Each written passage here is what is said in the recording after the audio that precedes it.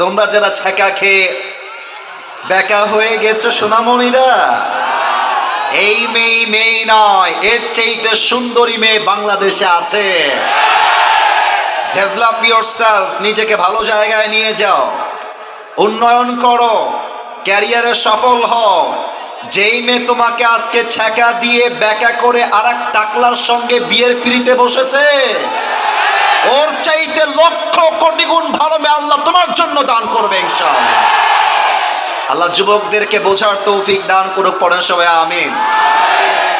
আমার একটা Facebook page আছে, আবরারুল, অনেক পেজ, তুমি ঠিক বলেছো, অনেক পেজ ভাই। আমার কোনো পেজ নাই, একটাই আমার পেজ, যা বাদ বাকি সব ফেক। তোমার রিপোর্ট মারবা বাদ বাকি পেজগুলোতে, এরা মেয়েদের সঙ্গে চ্যাটিং করে।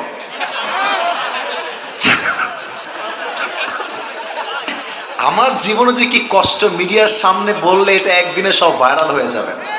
মেয়েদের সঙ্গে প্রেম করে, মাসের পরে মাস, আবার টাকাও খায়। यार मेरी दिमाग तो खराब हो गया।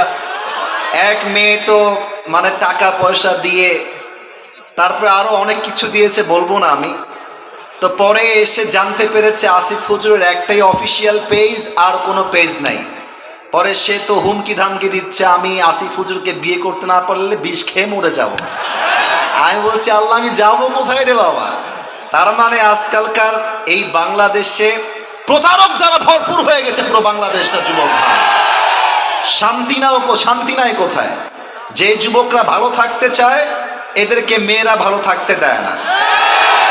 দেখবেন যে মেয়েরা বোরকা পরে, নামের বোরকা, কাজের বোরকা নয়। এমন বোরকা পরে যেই বোরকা পরলে দেহের প্রত্যেকটা অঙ্গ প্রত্যঙ্গের ভাঁজ বোঝা যায়। আল্লাহ আমার যুবক ভাইদেরকে কষ্ট দূর করার তৌফিক দান করুন, পড়েন সবাই আমিন। সময় যেহেতু অল্প, তাই কথা বাড়াইলাম না।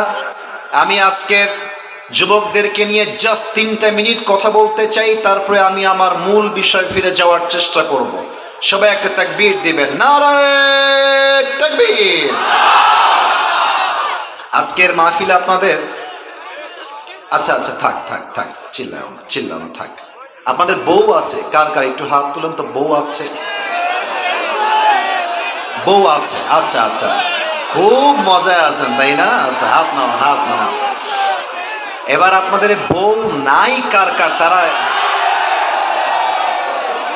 ইন্না লিল্লাহি ওয়া ইন্না ইলাইহি রাজিউন। আপনাদের কারো বউ নাই? আমি বিশ্বাস করি না। আল্লাহ সবাইকে দিনদার নেককার বউ দিয়ে দিক, পড়েন সবাই আমিন।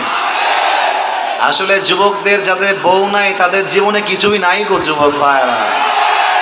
আমি আমার আব্বাজানদেরকে বলবো, আব্বাজান, যুবকদের শীত দূর হবে কম্বল দিয়ে নয়, ল্যাপ দিয়ে নয়, একমাত্র বউ দিয়ে যুবকদের শীত দূর হবে। আব্বা বোঝে না রে, আব্বা বোঝে না। আল্লাহ যুবকদেরকে পরিপূর্ণ দিনদার নেককার একজন বউ দান করুক, পড়েন সবাই আমিন। আমরা আজকে 3টা তাকবীর দিব, তাকবীর দিয়ে মূল বিষয়ে ফিরে যাব। তবে আমি সবাইকে একটা কথা জিজ্ঞেস করতে চাই, বলেন তো আমাদের জীবনে অনেক কষ্ট এবং হতাশা আছে না নাই? এত আস্তে বললেন, আছে না নাই? মাশাআল্লাহ। আমি একটা কথা বলবো, আমার হাতে যে কিতাবটা দেখা যায়, এই কিতাবটার নাম কি বলেন সবাই? আল কোরআন। যত কষ্ট আছে তোমার মনে, কোরআনটা পড়ো, তোমার কষ্টকে নিমিষেই দূর করে দিবে একজন। আওয়াজ দিয়ে বলেন সবাই, তিনি কে? মনে রাখবেন, কষ্টের খাতা যার জীবনে খুলে যায়, সফলতার দোয়ার তার জীবনে খুলে যায়। যার জীবনে সে যত কষ্ট পায়, সে তত দূর সামনের দিকে এগিয়ে যায়। আপনি বিল গেটসের জীবনী পড়েন, আপনি ইলন মাস্কের জীবনী পড়েন, আপনি শাহরুখ খানের জীবনী পড়েন, দুনিয়াবি যারা সফল তারা, পৃথিবীতে এমন কোনো মানুষ নেই যারা সফল হয়েছে লাথি গুতা খাওয়া ছাড়া। জীবনে যত বাস খাবেন তত সামনে আগাবেন। অতএব কেউ ধোঁকা দিলে হতাশ হওয়ার কিছু নাই।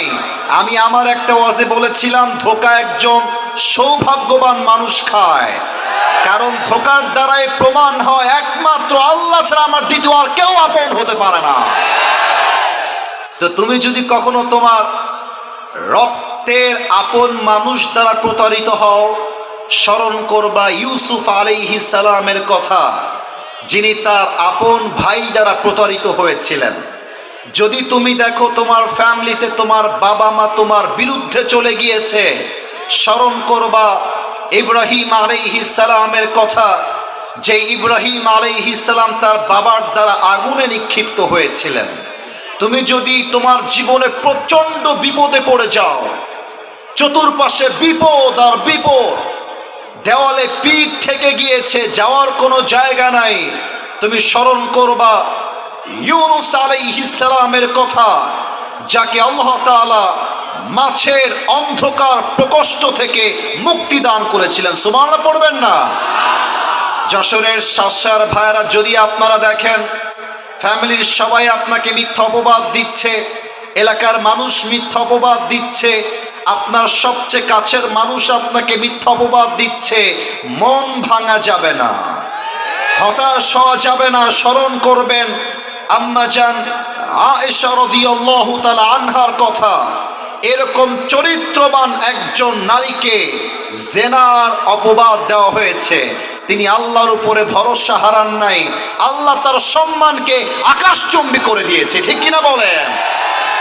আপনি যদি আপনার জীবনে প্রচন্ড অসুস্থ থাকেন, জ্বর, মাথা ব্যথা, ক্যান্সার, ব্লাড ক্যান্সার, অসুখ আর অসুখ, স্মরণ করবেন আইয়ুব আলাইহিস সালামের কথা, যিনি 18 বছর অসুস্থ ছিলেন, আল্লাহর কাছে অভিযোগ করেন নাই, তার ভরসার জন্য তাকে রোগ থেকে মুক্তি দিয়েছে একজন। আওয়াজ দিয়ে বলেন সবাই, তিনি কে? আপনি যদি দেখেন আপনার সবচেয়ে কাছের বন্ধু আপনাকে নিয়ে ট্রল করছে, আপনার আব্বা আম্মা আপনাকে হাসির পাত্র বানাচ্ছে, আপনার বউ আপনাকে দেখে মজা নিচ্ছে, মনে করবেন আমাদের প্রিয় নবী মুহাম্মদুর রাসূলুল্লাহ সাল্লাল্লাহু আলাইহি ওয়াসাল্লামের কথা, যিনি তার পরিবারের আপন মানুষ দ্বারা ট্রলের শিকার হয়েছেন, বাট তিনি আশা হারান নাই, সেই নবী পুরো বিশ্বকে জয় করে দেখিয়ে দিয়েছে। আপনি যদি দেখেন চতুর্পাশের প্রত্যেকটা মানুষ আপনাকে বিপদে ফেলবার জন্য মরিয়া হয়ে গেছে, বিপদে ফেলতে চায়, আপদে ফেলতে চায়, মনে রাখবেন সাইয়্যিদুনা ঈসা আলাইহিস সালামের কথা, যাকে তার কওমের লোকেরা ফাঁসির কাস্টে ঝুলাবার জন্য ষড়যন্ত্র করেছিল, তাকে আসমানে উঠায় নিয়ে রক্ষা করেছিল একজন, তিনি কে? যদি তুমি তোমার জীবনে দেখো একটা মেয়েরে বড্ড ভালোবাসতাম, পালাই গেছে, হারাই গেছে, অন্য জায়গায় বিয়ে হয়ে গেছে, মরে গেছে, চলে গেছে, স্মরণ করবা খাদিজা রাদিয়াল্লাহু তাআলা আনহার কথা, যার প্রথম স্বামীও মারা গেছে, দ্বিতীয় স্বামীও মারা গেছে, উনি হতাশ হয়ে যান নাই, তার ভরসার বিনিময়ে আল্লাহ তাআলা তাকে নবীজির সর্বপ্রথম স্ত্রী হিসেবে কবুল করেছে। সুবহানাল্লাহ। অতএব হতাশ হওয়ার কিছু নাই। ওয়ালাসাউফা ইউতিকা রাব্বুকা ফাতারদা, put your trust on your Lord, indeed and verily your Lord will give you something that will definitely make yourself happy. রবের উপরে ভরসা করো, যা হারিয়ে গিয়েছে তার চাইতে উত্তম কিছু দিবে একজন, তিনি কে? আল্লাহ আমাদের সবাইকে হতাশা মুক্ত জীবন দান করুক। পড়েন সবাই আমিন।